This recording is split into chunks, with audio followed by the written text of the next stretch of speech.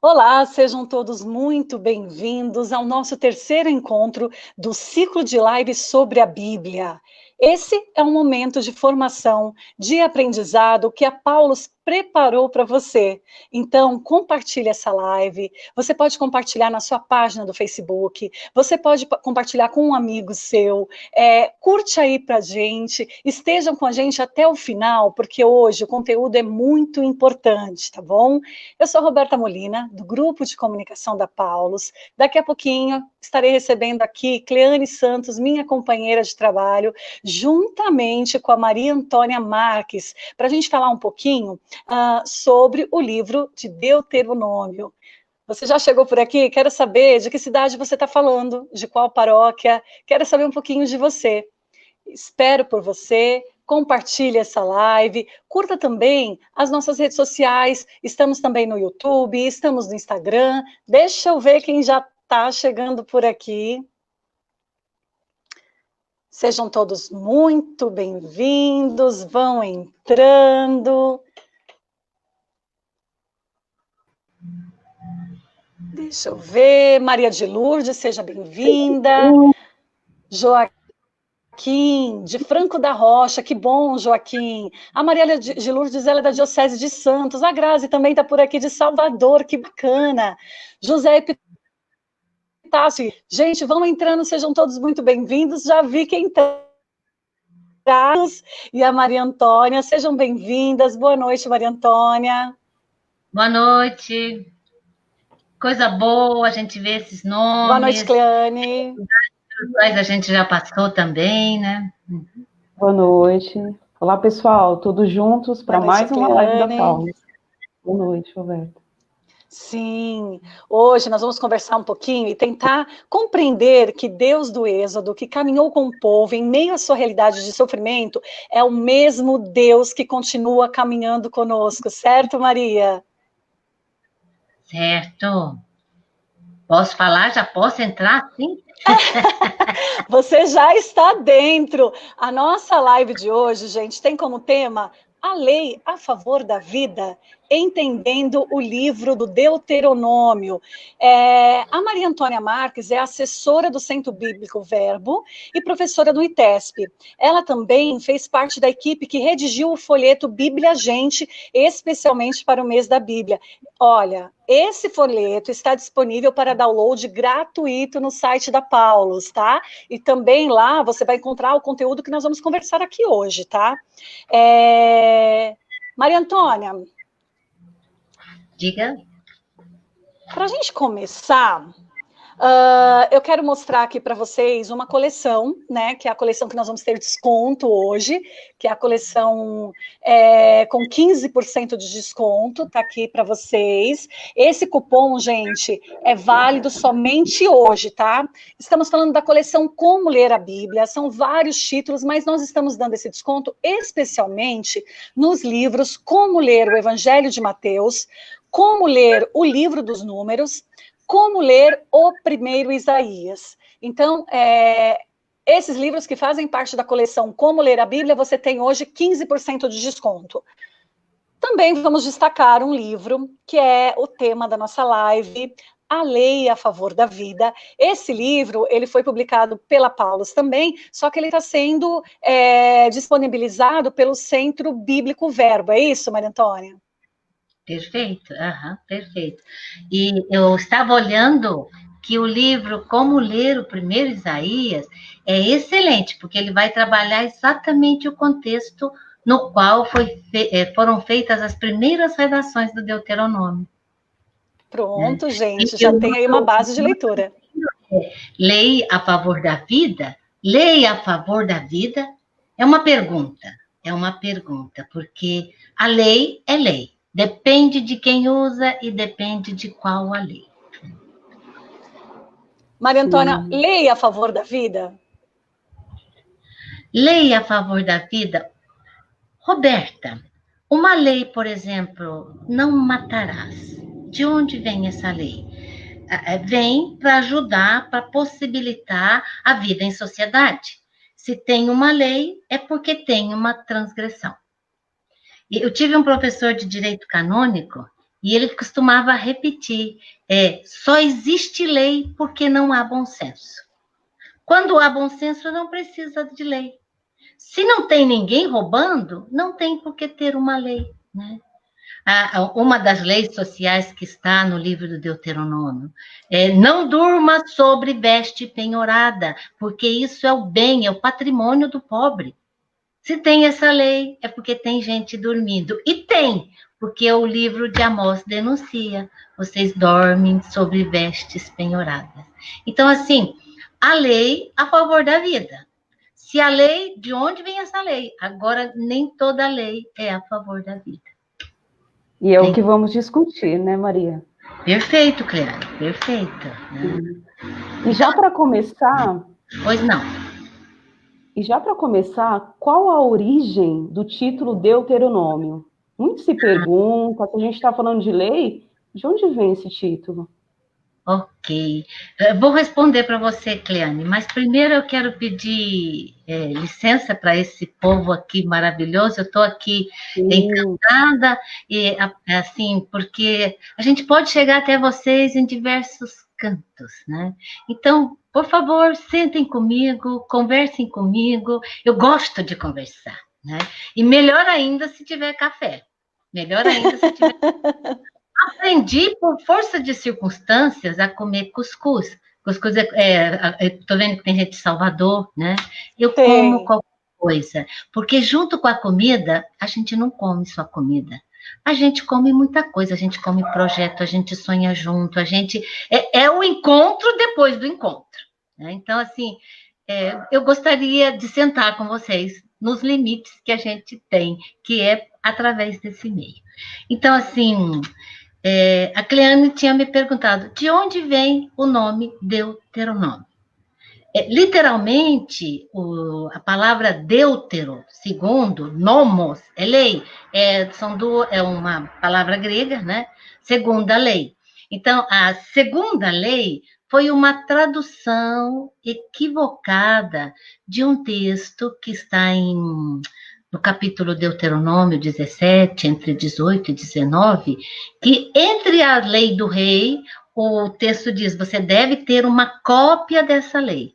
E eles entenderam segundo a lei. Porque no hebraico, esse livro se chama Devarim, palavras. Ou é próprio, é comum na tradição judaica, dar nome conforme a primeira palavra que aparece no texto. Então, no hebraico, a primeira palavra que aparece no livro que nós conhecemos como Deuteronômio é Devarim, que é palavras. E são as palavras, estas palavras, né? Acho que foi o caso da tradução. O nome Deuteronômio foi dado quando foi feita a tradução do hebraico para o grego. Ótima introdução para a gente começar, gente. Antes da próxima pergunta, então, eu quero dar boas-vindas para quem está chegando. Então, para lembrar para vocês que nós temos, a nossa pauta de hoje é a lei a favor da vida, entendendo o livro do Deuteronômio. E quem está aqui com a gente é a Maria Antônia, ela que vai esclarecer para a gente algumas dúvidas sobre esse tema, tá bom? Ernesto, uma boa noite para você também. Silvana, que bom que você está por aqui. Francisco Marques, ele aqui do Ceará.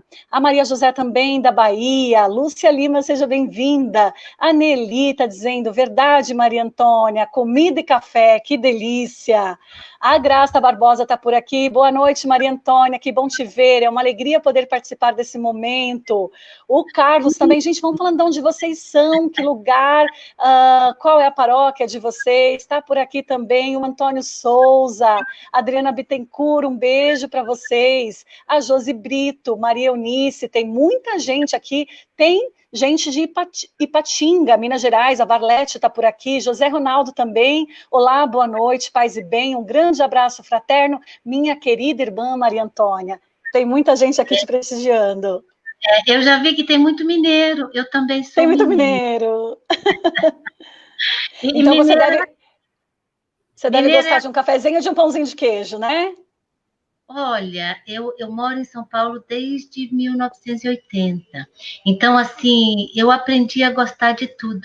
Porque mineiro é um pouco político, sabe? E eu aprendi bem. Assim, eu não recuso nada na casa dos outros, porque é a minha porta de entrada, né? Então, assim, e mineiro tem outra virtude também, por isso eu acho que tem gente que vai ficar aqui até o fim, porque mineiro é educado, ele pode não gostar, mas fica lá quieto no seu canto, né? É isso aí. Então, um convite para todos os mineiros e brasileiros é compartilhar essa live. Você pode compartilhar na sua página e compartilhar com um amigo também, porque o conteúdo, gente, está muito especial. Agora, eu quero te perguntar, Maria Antônia, quais os autores e como nasceu o livro de Deuteronômio? Olha, é interessante quando a gente olha para qualquer livro da Bíblia, especialmente os livros do Antigo Testamento, é muito difícil a gente definir o autor, porque ele não tem um autor único. Ele é fruto de todo um processo de redação. Então, assim, o livro do Deuteronômio foi escrito a muitas mãos, e ele tem um longo processo. Ele tem um longo processo, grupos diferentes, mentalidades diferentes.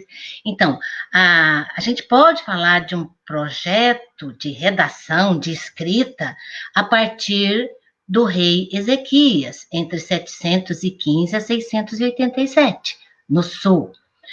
Mas o que Ezequias fez? Ele aproveitou um conjunto de lei que veio do norte da Samaria. Né? Então, o núcleo do Deuteronômio 12 a 26, ele está aqui, ele veio do norte, e nesse núcleo a gente vai encontrar leis de defesa da vida, como também leis que a gente pergunta, será que defende a vida? Defende, mas de quem? Pode ser a vida do rei, pode ser a vida da classe governante. Então, nós temos uma redação em 715, 687. Nós temos uma redação uns anos depois, no tempo de Josias, que foi um projeto redacional mais amplo. Né? Nós temos uma edição no pós-exílio, nos anos 450, 350. Eu sei, veja, é um longo processo que vai de 715 até 350. Então, são vários séculos. E ainda mais, ele foi escrito, mas ele carrega uma tradição desde a origem de Israel, desde 1250. Então, ele tem origem em leis, em tradições mais antigas, que foram sendo transmitidas de geração em geração. Ele tem uma origem de uma tradição mais forte no período de Jeroboão II, que foi um tempo de grande opressão, e que começa a surgir leis em defesa dos pobres, dos pequenos, dos oprimidos, né? E tem assim, então ele carrega, o livro do Deuteronômio é fascinante. Eu tenho a impressão que esse ano vai ser só para a gente olhar, fazer uma panorâmica, porque eu já trabalhei esse livro com vários grupos e cada vez eu fico perplexa diante desse livro. Então, é um livro que ele carrega uma memória desde 1250 até 350. Então, assim, muitas mãos, muitos grupos, muitas leis, e leis que às vezes até entram em contradição uma com a outra. Né? Você vai encontrar aqui expressões de um Deus muito carinhoso, como também de um Deus castigador.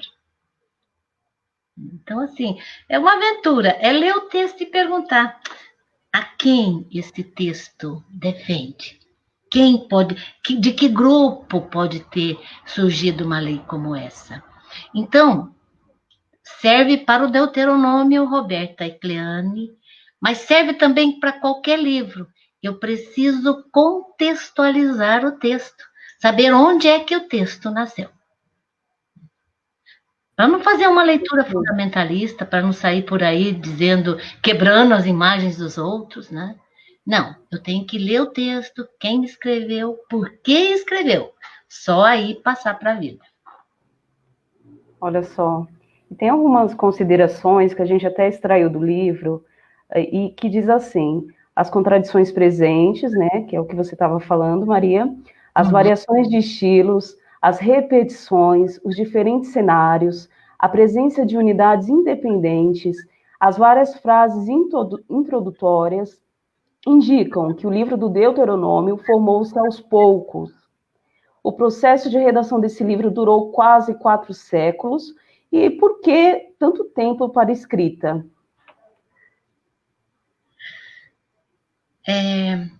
Nas sociedades antigas, religião e Estado era uma coisa só. Então, assim, veja, a experiência fundamental do povo, Cleane, é o êxodo. A experiência fundamental é o êxodo. O êxodo, o grupo saiu do Egito, nessa saída eles fizeram uma experiência de um Deus que caminha junto com o povo, de um Deus libertador, de um Deus que está presente nas lutas. E nessa sociedade mais simples que eles foram organizando, que eram sociedades pobres, grupos se ajudando, eles tentaram viver um projeto baseado na partilha, na solidariedade. Né? Inclusive, até a imagem desse Deus tribal era uma arca. A arca é um baú que você carrega no deserto, que é um instrumento para viagem, né? Então, ele vai de aldeia em aldeia. Então, são aldeias, são grupos, a divindade não tem um templo único, são vários templos. Tem várias divindades também. Tem várias, o poder não está na mão de um só. E tem leis, surgem leis aqui para garantir esse tipo de sociedade. Então, a sociedade que se forma em 1250, fruto dessas várias saídas da opressão, ela tinha como marca partilha e solidariedade. Né? Esse projeto, aos poucos, caiu por terra. Alguns grupos se desenvolveram mais, tiveram fatores externos, guerras internas, invasão de outros povos, a Bíblia fala de povos do mar, e aí se estabeleceu a monarquia. Né? Monarquia era o que eles tinham experimentado no Egito. Então, pouco a pouco, a monarquia em Israel, ela vai tendo o mesmo modelo do Egito. Ela vai começar, centraliza a religião, o Deus das tribos vai para um santuário central, centraliza o poder na mão de um só. Tem o grupo que vive na cidade, que depende do povo no campo.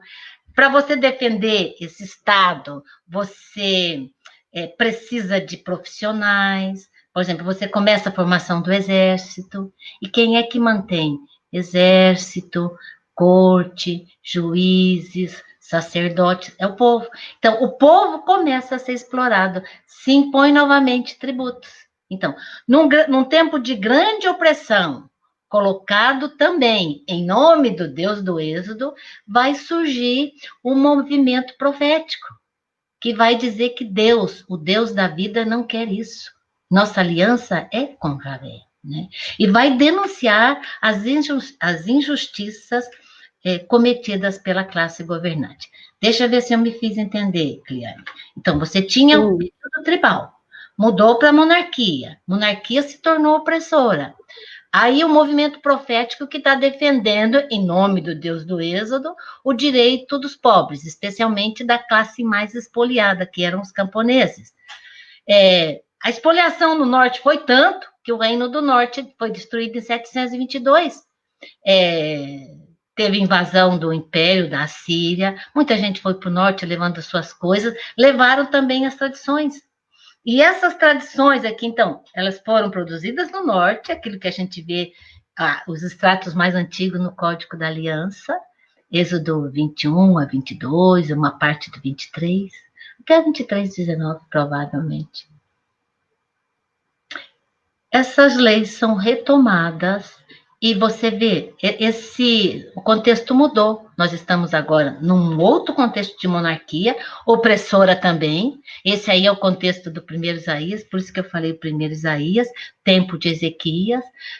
Tempo de Ezequias, ele acolhe essas tradições que vêm do norte. Então, o que está na nossa Bíblia hoje, Deuteronômio 12, 26, é aquilo que a gente chama de é o núcleo. Aqui se concentra leis mais antigas, mas não só, porque o rei, a corte, os escribas pegaram essas leis e reescreveram conforme seus interesses.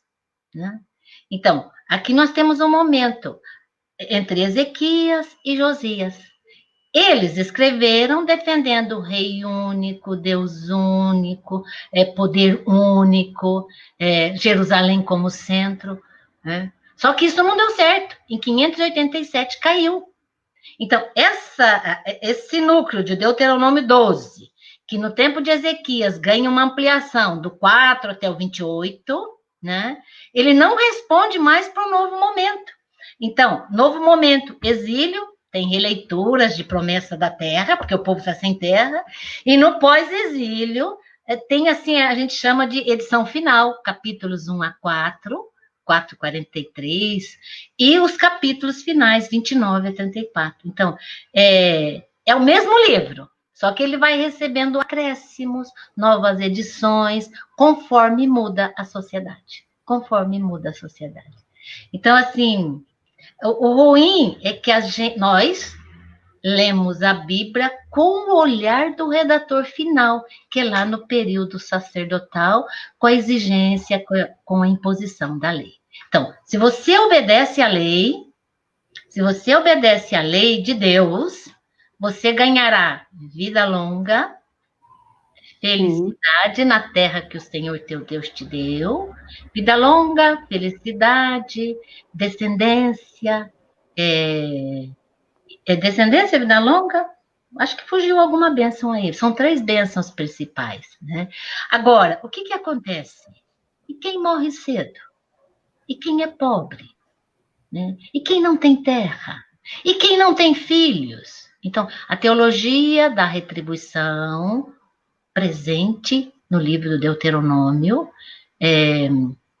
ela diz, Deus castiga com riqueza, Deus castiga com pobreza, sofrimento, doença e esterilidade quem não segue a lei. E abençoa com descendência, vida longa e riqueza. E é interessante que Jesus vai entrar em conflito com esse sistema, né? Porque acho que alguns textos, sobretudo o Evangelho de Lucas, vai dizer riqueza só é bênção se é partilhada. Riqueza só é... Então, assim, o processo de redação mudou o Estado, precisa mudar a Constituição, né? Precisa mudar a Constituição. Olha a nossa Constituição, quantas vezes foi mudada, né? E quantos acréscimos ela foi recebendo, reajeitando. Então, o Deuteronômio é uma espécie de Constituição do povo. Essa segunda lei, porque do jeito que ele está montado, ele tem não sei como dizer isso, ele é montado como se ele fosse o último dia da vida de Moisés. Então, no último dia da vida de Moisés, ele faz o seu testamento, dizendo o que é importante. Mas é claro que até 1830, se acreditava que Moisés tinha escrito esse livro. Né? E depois que foi visto que, de fato, aqui não pode ser Moisés. Moisés é uma figura que dá autoridade para esse livro. Então, ele chamavam até o livro de Moisés, é isso, né, Maria? É que, assim, no pós-exílio, quando é instituída... Ok, no instituída a Torá, ela é apresentada como Torá de Deus, palavra de Deus. E você bem lembrou. Mas aqui, no tempo de no tempo de Josias, é lei de Moisés. É lei de Moisés. Uhum. Perfeito. O testamento você faz no momento que você está indo embora, né? E é interessante... Moisés é uma figura deliciosa para a gente trabalhar, porque tem 4 ou 5 relatos da morte de Moisés, e por que ele não entrou na Terra Prometida? Muda o Estado, muda a teologia, muda o motivo por que ele não entrou. Ok? Ok. Riqueza só é bênção se é partilhada. Né? Que coisa linda. Gente, Tem uma tradição antiga, Roberta, a tradição do maná. Talvez ela fala disso, né? Aquilo que é guardado vira verme. Né? E tem umas historinhas de Lucas que vão na mesma perspectiva, né? Aquele rico que de repente ele diz para a alma dele, olha, eu posso agora descansar, porque agora eu tenho grandes colheitas, ele fez grandes celeiros, e naquela mesma noite ele morreu. Riqueza é bênção de Deus, mas nessa historinha está dizendo, riqueza que não é partilhada é maldição.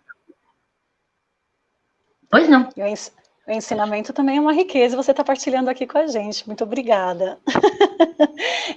Eu quero ver se a gente tem alguma pergunta aqui para a Maria Antônia.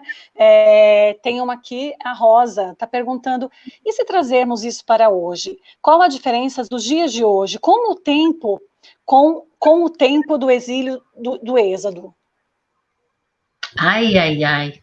Essa pergunta merece uma reflexão maior, mas não mudou muita coisa. A gente costuma dizer que o palco é o mesmo, os atores é que mudaram. Porque, veja, nós continuamos com diferentes teologias. Nós que acreditamos no Deus do êxodo, um Deus que caminha com o povo, um Deus que quer vida e vida para todos, aquele Deus revelado em Jesus Cristo, que é vida plena e vida em abundância. Vida em abundância é casa, comida, trabalho, dignidade, decência, né? Nós acreditamos. Então, nós defendemos isso em nome do Deus do êxodo. Agora, os que pensam, não, a questão do acúmulo, ou que tem seus projetos, também defende os seus projetos em nome de Deus, né? Então, assim, é triste. A gente continua usando o nome de Deus para defender diferentes projetos. E no caso da Bíblia é isso, se eu faço uma leitura fundamentalista, eu vou justificar o que eu quiser, Por isso que é muito importante conhecer a história de Israel. Conhecer a história de Israel para saber em que contexto essa experiência fundante está sendo retomada. O êxodo, a experiência de um Deus libertador, é uma experiência que está na espinha dorsal do povo judeu. E eu diria que está também na nossa espinha dorsal, porque da mesma forma que nós ressignificamos o êxodo na figura de Jesus, ele é um novo libertador. As comunidades viram nele. É esse Deus que ele veio revelar. Então, nós precisamos ler isso para não fazer leitura fundamentalista, e nós precisamos hoje também ter muito presente a realidade para não assumir qualquer coisa. Porque vejam aí, vejam nas redes sociais. Hoje tem oferta dos vários tipos de espiritualidade que você quiser. Então, existe uma espiritualidade mais vertical, que é eu e Deus. Pode o mundo cair, eu estou bem, eu estou empregado, eu tenho minha casa, eu tenho tudo. Então, Deus é por mim. Quem será contra mim? Né? Agora, como diz... se eu não sou capaz de ver o meu irmão do meu lado, que está passando fome, que está desempregado, e acho que nesse tempo a gente viu, então eu posso, não, isso aí é porque não trabalha, pobre vagabundo. Tinham essas justificativas no tempo de Jesus, como tem hoje. Né? E também assim,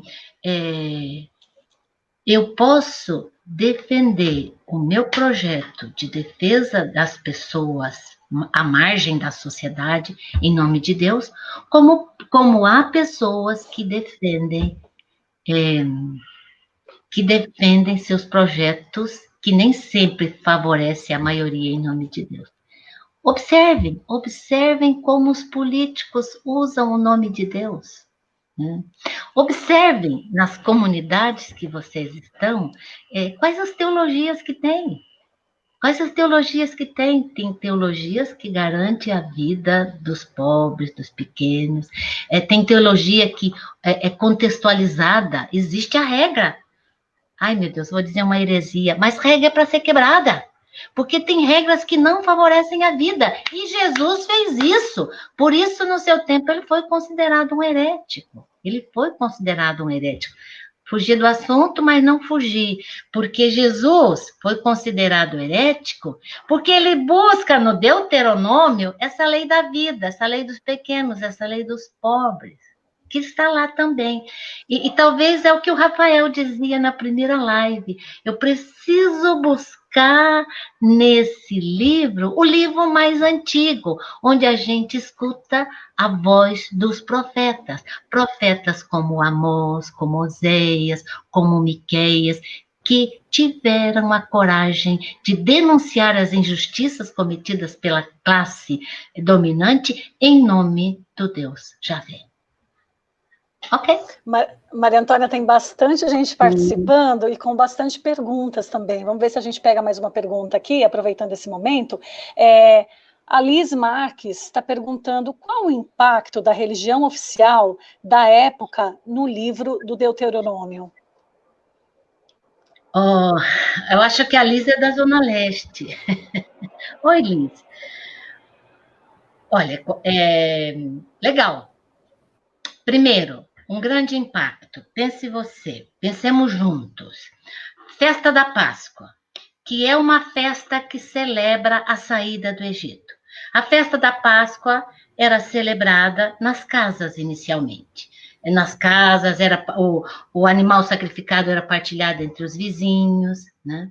De repente, ela é estabelecida para que se faça com mais centralidade. Mas no tempo de Josias, e também no tempo de Josias, especialmente em 620, ela é centralizada, ela e mais as outras festas principais. Então, as festas comunitárias foram centralizadas em Jerusalém.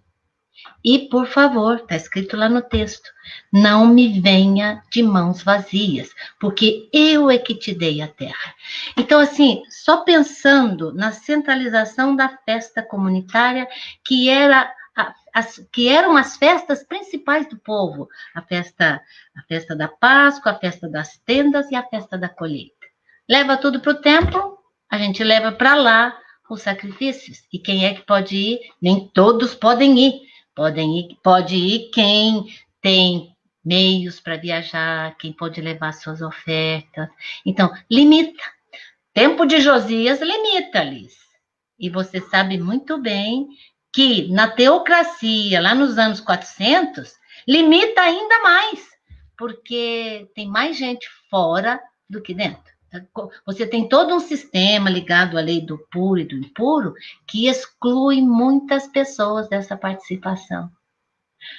De novo, Roberta, o movimento de Jesus tenta dar uma virada nessa questão. Porque, veja, a festa de Pentecostes, a festa das tendas, no judaísmo grego, ela vai se chamar festa de Pentecostes, e ela é celebrada no tempo de Jesus. Está todo mundo esperando para celebrar a festa no templo, porque lá é o lugar oficial da manifestação de Deus.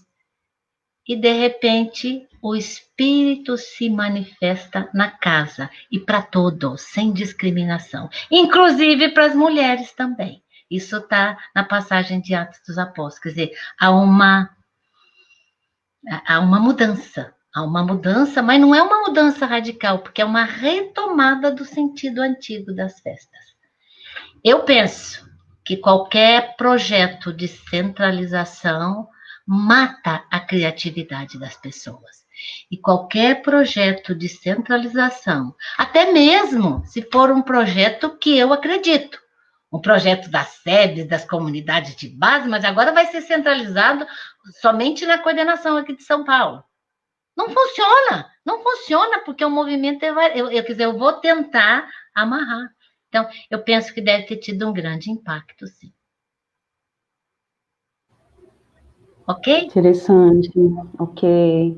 Maria, ainda dentro desse contexto, buscando entender essa face de um Deus libertador, eu tenho um trecho aqui que eu vou ler, depois a gente vai associar com a nossa atualidade, tudo bem? Olha, diz assim: a experiência do êxodo, a saída, né, com Deus libertador, está no coração da fé bíblica. Desde 1200 a.C., havia grupos de camponeses, pastores, imigrantes, forasteiros, escravos e marginalizados, explorados e submetidos ao domínio dos reis cananeus, das cidades, estado e do faraó do Egito.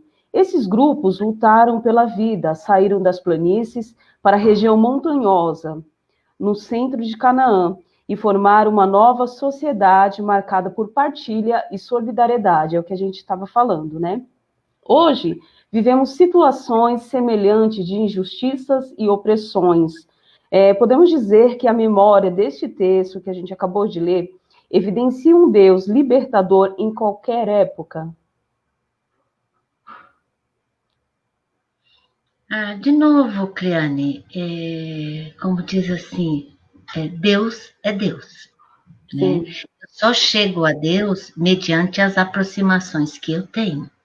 Então, assim, se a gente tem presente o que é essa memória de Deus, então, ela pode ser uma memória libertadora, desde que ela favoreça a liberdade das pessoas. Porque, veja, lá no Êxodo 3, 7 a 10, se depois vocês quiserem conferir, essa memória que já foi escrita num outro tempo, ela diz: eu vi vendo. Quer dizer, ver de intensidade, Deus que vê. Então, não é um Deus insensível à realidade do povo. Eu vi vendo a opressão do meu povo. Eu conheço os seus sofrimentos, né? Eu ouvi o seu clamor. Por isso, desci. Ele sai. Por exemplo, a religião que as pessoas conheciam era de Deus no topo da pirâmide. Esse Deus desce. Desce, mas não para ficar embaixo. Desce para fazer o povo sair. Então, assim, a memória, por mais que eu possa atualizá-la para o meu contexto, usar essa memória também para oprimir. Mas é uma memória libertadora. E em força dessa memória, quantas profetisas e profetas ao longo da história, né? Quantas profetisas. Eu vi aqui rapidamente a Paula Souza, acho que também é de Guarulhos, né? Ela disse: precisamos ter a coragem dos profetas. Ok. Profeta, que tipo de profeta? Porque tem o profeta que defende essa teologia comunitária, como tem também o profeta que defende uma teologia piramidal. Então, eu acho que precisamos ter a coragem de profeta, sim. Recentemente, perdemos 2 grandes profetas, né? Dom Pedro Casaldáliga. Assim, olha, realmente, ele vem na esteira desses grandes profetas como Amós, Miqueias, Jesus Cristo, Pedro Casaldáliga, estão na mesma linha, né? E um outro profeta, mais no silêncio, no escondimento, mas que nos ajudou muito a olhar para a realidade dos pobres, especialmente dos migrantes, Frei Mingas, que também morreu em agosto, né? Me lembrei dos migrantes porque uma das leis que aparece muito aqui como é que é? Cuide do direito do órfão, da viúva e do migrante, ou estrangeiro, mas é um migrante, né? E na realidade somos todos migrantes, porque migrante é aquele que não estrangeiro é aquele que não mora na cidade onde nasceu. Ok? Sim. Ok. A gente tem mais perguntas. Deus é Deus, né? Tem. Oi, Maria Antônia. Deus é Deus. Eu falo de Deus a partir das minhas emoções. Então, a minha realidade vai mudando, eu também vou compreendendo Deus de maneira diferente, né? Deus de maneira diferente. E eu tenho a impressão, Roberta e toda essa gente maravilhosa que está aqui, eu tenho a impressão que é isso mesmo. Quanto mais a gente entra na realidade, na nossa realidade, na realidade que a gente vive, que vive nessas comunidades, mais nós vamos ajudar a trazer Deus para perto do povo. Porque o Deus revelado em Jesus Cristo é o Deus do Êxodo. É o Deus que, digamos assim, simplificou, ele passou por cima de muitas leis para ir ao encontro das pessoas. Um Deus que não foge ao sofrimento das pessoas. Quem escreveu o Evangelho de Marcos põe um traço interessante na figura de Jesus, sempre dizendo, aproximou-se, viu e aproximou. Então, assim, o nosso ver, né, que a gente possa ver, aproximar, ir até o outro, ir até aquele que precisa da gente. Então, o ver de Deus que desce, o ver de Jesus que desce, e quem é seguidor de Jesus, tem que fazer o mesmo caminho. Senão seremos Gente, esse papo tá bom demais, que delícia. Senão nós estaremos cometendo idolatria. Eu posso ir à missa todos os domingos, mas é eu e Deus, os outros que se danem. Agora, como é que eu faço da missa a minha missão? Porque a missa me joga para a missão me joga de novo para a celebração. Agora, Como dar continuidade, né? Não para só com a missa. Frei Mingas, que homem é esse? Eu também não sabia, mas ele é autor daquele canto que todos nós cantamos. Como é que é? Peregrino nas estradas de um mundo desigual, espolhado pelo lucro, ambição do capital.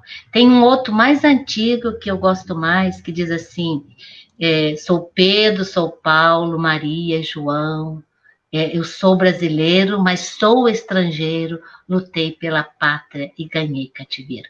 Músicas que a gente cantou muito para, de fato, Frei Mingas, com essas canções, essas e outras, nos ajudou muito a rezar e ter presente essa realidade. Uma realidade tão dura de muitas pessoas que vivem no Brasil de maneira ilegal. E mesmo os que têm direito, sofrem muitas formas de preconceito. Sim. Temos mais perguntas, vamos ver aqui. Tem muita gente participando. O Antônio Carlos pergunta, ele diz, eu amo o Primeiro Testamento. Quais as principais relevâncias do estudo e reflexão do Primeiro Testamento?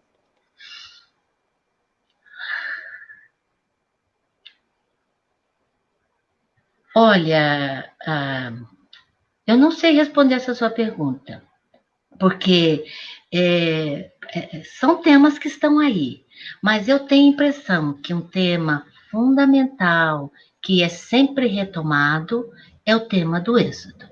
O Êxodo, ele é retomado de ponta a ponta, e o Êxodo dá origem a 3 religiões, judaísmo, cristianismo e islamismo. Então, Êxodo é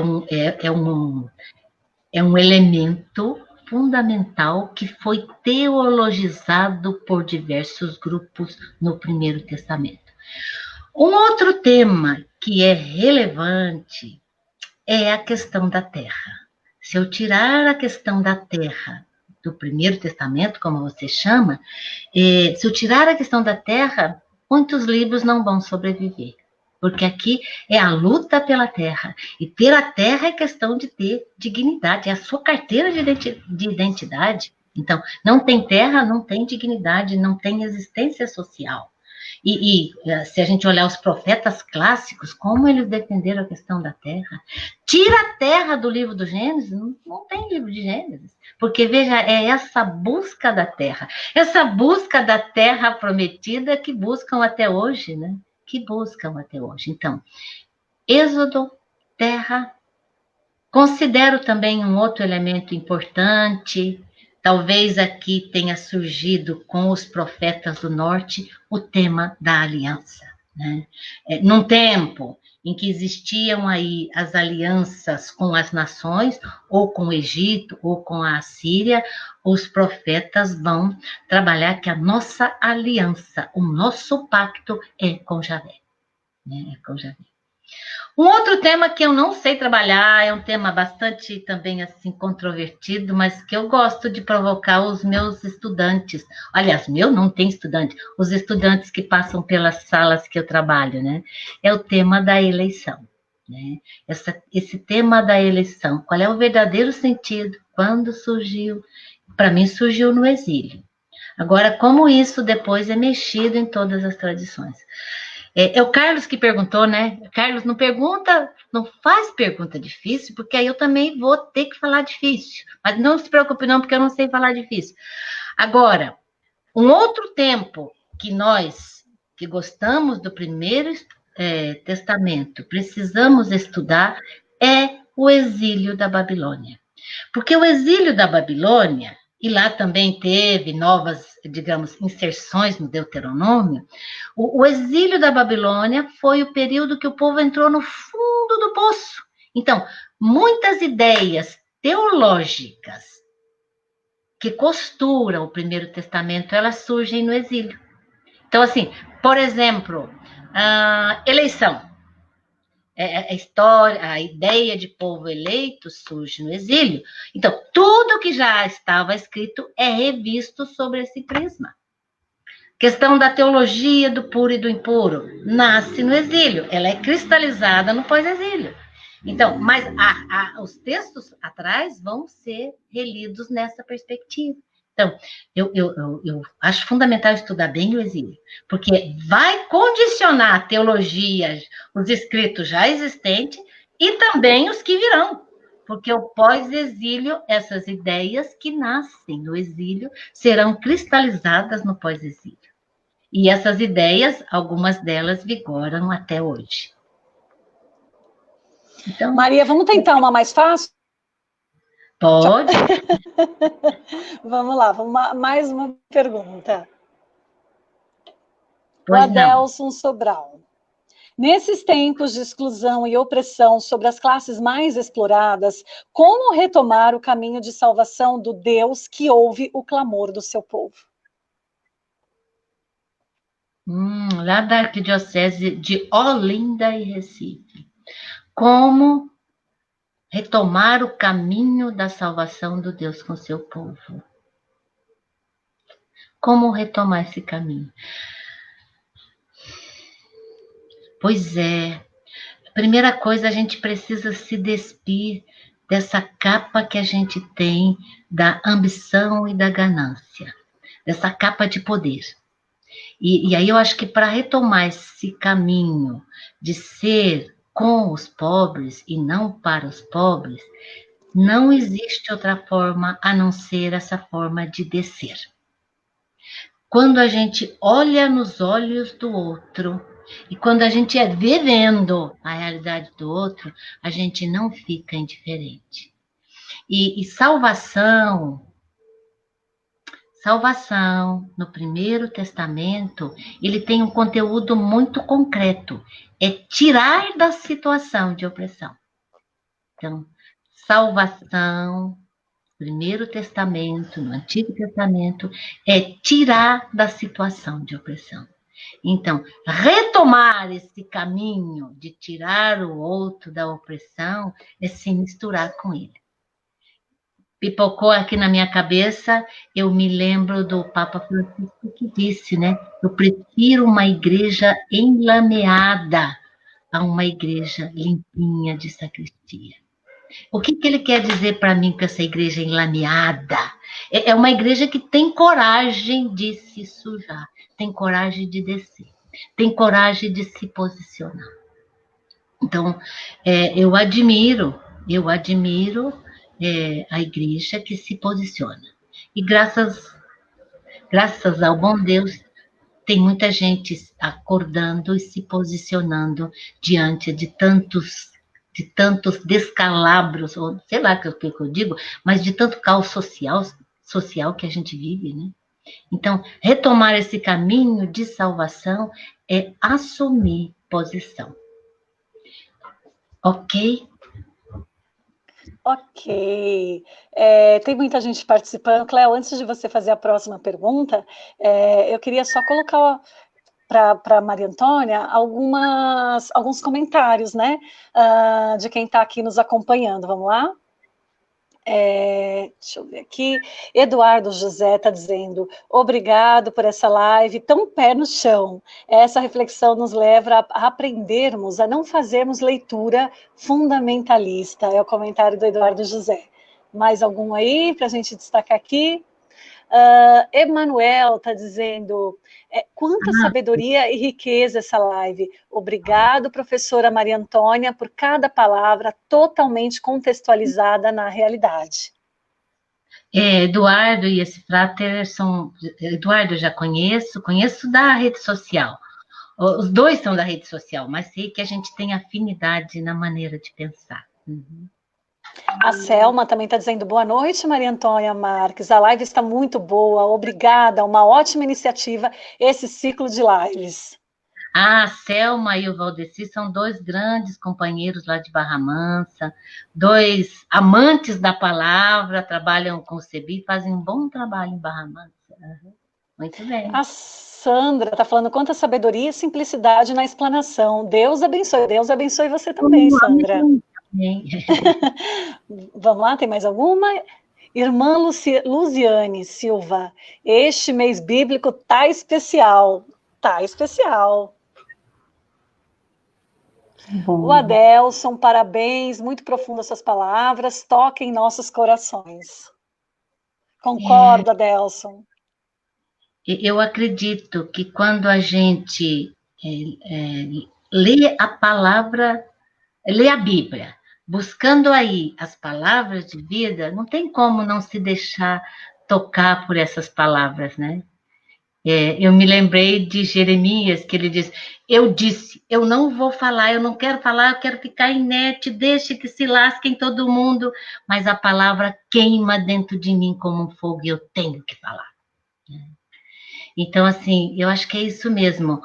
A pessoa que faz uma experiência de Deus, e desse Deus que a gente acredita que é o Deus de Jesus Cristo, não fica insensível à realidade dos pequenos. Não fica, não fica. E assim, às vezes a gente fala muito, faz pouco, mas tudo começa no pensamento. Só de eu pensar nessa realidade, o meu pensamento conduz também a uma ação. Então, eu acho que a gente tem que falar, a gente tem que ler, a gente tem que buscar caminhos, como alguém disse, não me lembro o nome, para que essa salvação aconteça na realidade cotidiana de cada pessoa. Sim. Maria, e ainda falando sobre a interpretação da Bíblia, tem muita gente que fala das contradições presentes nesse livro, né? Que a gente já comentou aqui. E olha só, nossa compreensão tradicional do Antigo Testamento é marcada pelo monoteísmo, que apresenta Javé como Deus único de Israel. Em Deuteronômio 13, versículo do 7 ao 12, temos palavra de ordem, que falam em ferir, apedrejar, matar. Dentro de um contexto histórico, como podemos compreender um Deus ciumento e vingativo? Ai. Eu vou fazer propaganda. O Centro Bíblico, há alguns anos atrás, não, já tem 18 anos, produziu um pequeno vídeo que chama Em Nome de Deus. Anotem aí, Em Nome de Deus. É um vídeo que agora a Verbo Filmes, nós trabalhamos em parceria com a Verbo Filmes, a Verbo Filmes colocou no YouTube, vocês podem acessar a qualquer momento. O vídeo se chama Em Nome de Deus. E o vídeo Em Nome de Deus vai trabalhar essencialmente a reforma de Josias. E é o que eu disse, para entender bem o Deuteronômio, é importante entender a reforma de Josias. E como ele trabalha a reforma de Josias, para entender a reforma de Josias, eu vou atrás, entendendo a reforma de Ezequias. Então, esse pensamento aí, tem outros deuses, o seu é um. E você vai cultuar esse Deus. Se teu irmão, filho de tua mãe, de teu pai, estiver pregando outro Deus, você vai ser o primeiro a apedrejar até que ele morra. Quer dizer, é um Deus que não tolera rival. É um Deus que ele é só. Então, quando é que a gente começa esse processo de centralização em torno de um só Deus? Primeiro, na sociedade tribal, várias divindades. Na monarquia, mesmo no tempo de Salomão, com todos os exageros que tem, mas várias divindades, né? Monarquia do Norte, monarquia do Sul, várias divindades. Mas no tempo de Ezequias, por fazer aliança com o Egito e querer se libertar da Assíria, ele tira outras divindades do templo e diz, agora só Javé. Então, uma primeira redação da centralização de Deuteronômio 12 é do tempo de Ezequias.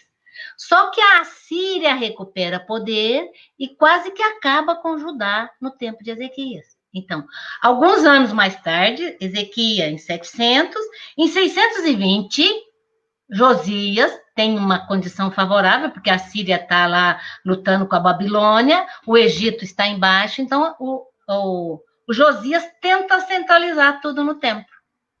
Então, o templo vai ser o lugar escolhido. Agora é só nosso Deus. Agora, Liz, que perguntou antes, a Páscoa é só em Jerusalém. Então, esse projeto de centralização é um projeto defendido pela monarquia. Um só rei, um só Deus, um só reino, um só lugar. É daí, tanto de Ezequias quanto de Josias, que vem essa ideia de Jerusalém como a cidade santa.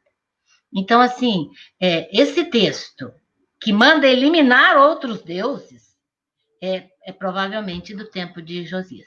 Se você pegar Deuteronômio 12, Deuteronômio 13 e ler junto com a reforma de Josias, você vai perceber, reforma de Josias, desculpa, segundo Reis 22 e 23. Se vocês lerem e ler junto Deuteronômio 12 e 13, vocês vão ver que o rei, conforme o coração de Deus, conforme a lei deuteronômica quer, é o rei Josias. Né? Então, o processo de centralização começa aqui. No exílio, em contato com muitas outras divindades, né? O sol é divindade, a lua é divindade, as estrelas são divindades, começa a se formar o monoteísmo. Lembra que eu disse, estudar o exílio é fundamental. Monoteísmo. Então, aí você tem uma retomada aqui, né? Não vai ter outros deuses, agora é só Javé. É só o Deus de Israel, é o Elohim de Israel, e isso é cristalizado no pós-exílio, né? Cristalizado no pós-exílio. Então, assim, esse processo de um Deus que manda matar quem está cultuando outros deuses e que manda perseguir autoridades religiosas de outras religiões é do tempo do rei Josias. É do tempo do rei Josias. Porque depois nós vamos ter uma grande polêmica contra outras divindades em alguns textos do segundo Isaías. Segundo Isaías, para quem não está acostumado, é aquele conjunto dos oráculos do capítulo 40 a 55 de Isaías. Então, assim, é o que você disse, é difícil um Deus que é um Deus castigador, que manda, não terás outros deuses, com um Deus que manda aqui. Eu estava lendo antes de começar essa live, diz assim, olha essa lei, se construíres uma casa nova, farás um parapeito beirando o teto. Não tornarás tua casa responsável por uma efusão de sangue se acontecer que alguém caia do teto. Faça um parapeito largo para não causar dano para ninguém, para proteção da vida. Quer dizer, essa é uma lei bem, bem cotidiana, né? E olha essa outra lei, que essa lei aqui deve ser lá do tempo das tribos ainda, né? Se encontrares em teu caminho, não importa, se sobre uma árvore ou no chão, um ninho com passarinhos ou com ovos, e a mãe deitada sobre os passarinhos ou sobre os ovos, não pegarás a mãe com seus filhotes. Deves deixar livre a mãe e poderás pegar os filhotes para ti. É claro que ele enquadra que assim serás feliz, né? Mas, de alguma forma, é uma lei para manter o equilíbrio da vida. Então, quem produziu essa lei não foi o mesmo grupo que produziu Deuteronômio 12, Deuteronômio 13, Deuteronômio 16. e outras tantas, né? Não é o mesmo autor que manda entre, como é que diz? Se ele é teu inimigo, Javé vai estar na sua frente e vai junto com você destruir seus inimigos. Sim. Eu recebi um áudio hoje, tá até aqui no meu celular, de uma senhora lá da ilha de Marajó. Ela disse, olha, a igreja manda a gente ler o Deuteronômio. Eu estou lendo o Deuteronômio. E já estou no capítulo 6, mas eu estou com medo, porque esse Deus aqui manda matar, ele proíbe imagem. Aí eu fiquei pensando, é claro, ela está lendo. Ela está lendo como um livro. Ela está lendo como um livro que a gente tem. Ele tem começo, meio e fim. Mas eu preciso de algumas orientações para ler esse livro, porque senão eu vou me perder mesmo. A moldura inicial, a moldura inicial e a moldura final, ela tem essa imagem de um Deus castigador, talvez a imagem da teocracia, né? Mas quem faz a redação final, isso é importante, ele mexe no todo. Então, por isso que a gente tem que ler o texto, ler e ler. O nosso problema, Jeane, é que quando a gente vai ler a Bíblia, a gente já tem uma Bíblia na cabeça e quer achar essa Bíblia no papel. Então, a gente não lê o texto bíblico. E, às vezes, a gente lê o texto bíblico sem informação, e aí eu faço aquela coisa, vou fazer leitura orante da Bíblia. Mentira! Você vai fazer leitura do que você pensa sobre a Bíblia. Porque para você entender um texto, você tem que entender o contexto, né? Em que tempo esse texto foi escrito. Quem escreveu? Quem escreveu? Sabendo quem escreveu, eu não vou identificar aqui a pessoa, mas eu vou identificar grupo, eu já tenho um elemento para a interpretação do texto. Quando foi escrito e para quem? Então, 4 perguntinhas de português. Quando eu me deparei com isso, eu vi que a Bíblia é um livro para a gente estudar a vida inteira. E acho assim, cada vez que eu entro nesse texto, não estou fazendo nenhuma demagogia, a gente entra diferente. Às vezes eu vou preparar aula para os estudantes com quem eu trabalho Pentateuco há 17 anos, né? E passei sábado e domingo lendo Êxodo 32 a 34, tentando achar elementos que pudessem enriquecer, porque parecia um texto tão costurado, e é um texto muito costurado. Então, só estou dizendo isso, não é para desanimar vocês, não. É difícil? Mas é possível, nós podemos. Ok? A Bíblia é um livro para a gente estudar a vida inteira, gente. Está aí mais uma mensagem hoje da Maria Antônia, que tão bem falou para a gente, que trouxe tantas reflexões para esse momento, que passou tão rápido, né? Nosso tempo hoje voou. Passou tão rápido. Tem bastante perguntas, tem bastante participação, o pessoal comentando bastante. Eu quero agradecer a todos pela participação, pela colaboração. Ainda dá tempo de vocês compartilharem essa live, ainda dá tempo de você deixar essa live lá no seu Facebook, no Facebook do seu amigo, compartilhar com todo mundo. Olha, conteúdo bastante, muito importante, né, para a gente, especialmente nesse momento. Quero agradecer, em especial, em nome da Paulus, a Maria Antônia, por ter compartilhado com a gente toda essa sabedoria, todo esse ensinamento. Muito obrigada, Maria Antônia.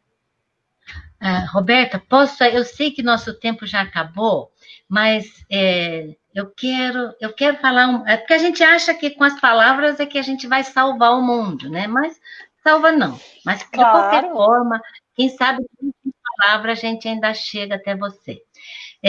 O livrinho do Centro Bíblico tá muito bom, porque fui eu mesma que escrevi, sabe? Mentira. Tá, esse livro também foi escrito. Esse livro foi escrito a muitas mãos. Nós primeiro fazemos um encontro de aprofundamento, tanto é que a coleção se chama Do Povo para o Povo, né? Então, do povo para o povo, a gente faz 2 encontros, um em São Paulo, outro em Salvador, com grupos que trabalham na pastoral e a gente colhe ideias. Depois a gente redige, a gente levanta algumas ideias e devolve para o povo. Às vezes aquilo que eu escrevi quase não fica nada, mas o livro eu faço a redação final, sou eu que dou meu plácet final, junto com meu chefe, porque meu chefe também não deixa barato, não. Mas o nosso livrinho está organizado para ser refletido na comunidade. E a gente elencou aqui, junto com esses grupos, 5 pontos. Ele tem uma introdução que mostram aqui os 2 projetos, o projeto que sustenta a corte, que sustenta o templo, em nome do Deus Javé. E o projeto que vem aqui nessa esteira dos profetas, na linha de baixo, que é o mesmo segmento onde está Jesus Cristo. Então, depois dessa introdução, a gente fez um primeiro tema aqui, que é o Êxodo. O Êxodo é um elemento constantemente retomado no livro do Deuteronômio. Um segundo texto que a gente trabalhou aqui foi as leis sociais, e a gente dá elementos para aprofundar essas leis sociais. As leis sociais, digamos, tendo presente a mística do Deus do Êxodo. Um terceiro ponto que nós trabalhamos foi a centralização das festas comunitárias. Quer dizer, você usa a experiência do Êxodo para centralizar as festas comunitárias. O quarto ponto é a crítica que o livro do Deuteronômio traz aos governantes. Capítulo 17 está dizendo qual é o modelo de rei que se espera. Um rei que seja justo, né? E o último ponto, que é um ponto crucial, Cleane, você pode ler lá, é essa imagem desse Deus castigador, a quem ela interessa. Então, o livro é bom, eu acho assim que eu estou trabalhando com vários grupos a partir dos elementos que nós levantamos aqui. E eu gostaria de deixar, assim, como uma palavra final, o que está escrito na página 115, né? Então, assim, eu acho que eu estava num momento de inspiração quando escrevi isso. Espero que também inspire vocês, porque a inspiração acontece quando a palavra do texto encontra vida na minha vida, né? Então, diz assim: a fidelidade ao Deus libertador supõe respeito à diversidade étnica, religiosa e de gênero. Ser fiel ao Deus libertador, ao Deus revelado em Jesus Cristo, supõe respeito à diversidade étnica, religiosa e de gênero. A não aceitação das diferenças e a intolerância provocam violência e morte. E como a gente tem visto isso recentemente. A imagem de um Deus que legitima o medo, a violência, a opressão, a morte do próximo, o assassinato do inocente, é contrária à experiência libertadora de Deus, de um Deus sensível à injustiça, que vê, que escuta e que se levanta para libertá-las. Esse Deus manifestado em Jesus de Nazaré. Então, assim, fidelidade ao Deus do Êxodo supõe respeito, supõe convivência, supõe eliminação de qualquer forma de racismo, de preconceito, de fascismo, de nome que for, né? Então, assim, sejamos fiéis ao Deus da vida, porque a Liz gosta de dizer isso, né? Com Jesus, nós somos chamadas e chamados a continuar a missão dele, que é implantar o reino. Sim. Ok? Ok. Lembrando, gente, que esse livro está disponível, então, vou dar o site para vocês do Centro Bíblico, tá bom? Que é www.cbiblicoverbo.com.br. Tem um e-mail também, que é contato@cbiblico.com.br. Tem o telefone também, 5187. Espalhem. Eu vou falar, Se tivesse material na mão, melhor. Sim, o telefone então é 5187-1008, e eu gostaria então de lembrá-los, né, que nós estamos falando de um material que está disponível gratuitamente para vocês, que é o folheto Bíblia Gente. Todo o conteúdo desse folheto para o mês da Bíblia está baseado nesse livro, e você consegue ele gratuitamente, você faz o download gratuito pelo site da Paulus. Então, aproveitem, entre lá no site da Paulus e você vai ter, então, esse folheto chamado Bíblia Gente, gratuitamente, tá bom? Mais uma vez, Maria Antônia, muito obrigada. Prazer, prazer. Foi um prazer imenso tê-la aqui. Obrigada a todos vocês que participaram. Cleane, mais uma vez, obrigada também.